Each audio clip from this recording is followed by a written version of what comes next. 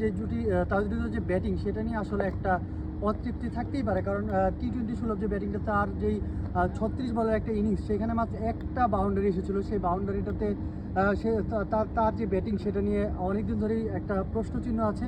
সেই প্রশ্নচিহ্নটা আজও কিন্তু ঠিকঠাক মতো উঠেনি। সেটা নিয়ে আসলে দর্শকদের মধ্যে কেমন সেটা আমরা একটু জানবো যে দর্শকদের প্রতিক্রিয়াটা কি। ভাই, যদি বলেন আসলে ম্যাচটা দেখি কি পুরোপুরি তৃপ্তি আপনারা পেয়েছেন, মানে যে এইভাবে বলতে গেলে তহিরিতে আর একটু ফাস্ট খেলার দরকার ছিল, যেহেতু টি-20 এভাবে খেললে তো হয় না অ্যাকচুয়ালি।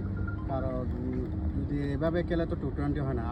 লাস্ট ম্যাচে দেখলাম যে ইন্ডিয়া এমআরের সাথে কী ভালো খেলছে, 4-5 ওভারের মধ্যে খেলা শেষ করেছে, 60 রান মেবি 60 রান ফিনিশ করে দিচ্ছে 4 ওভারে। 4 ওভার কয় বলে টি-20 খেলতে হয় এভাবে, আপনার বলের থেকে রান সবসময় বেশি থাকতে হবে।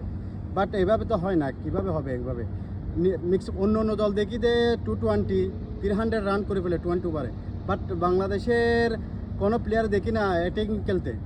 উইকেট চলে গেলে চলে যেতে হবে, কিন্তু বাট পিছনেরগুলো তো মনে করেন খেলতে পারে না।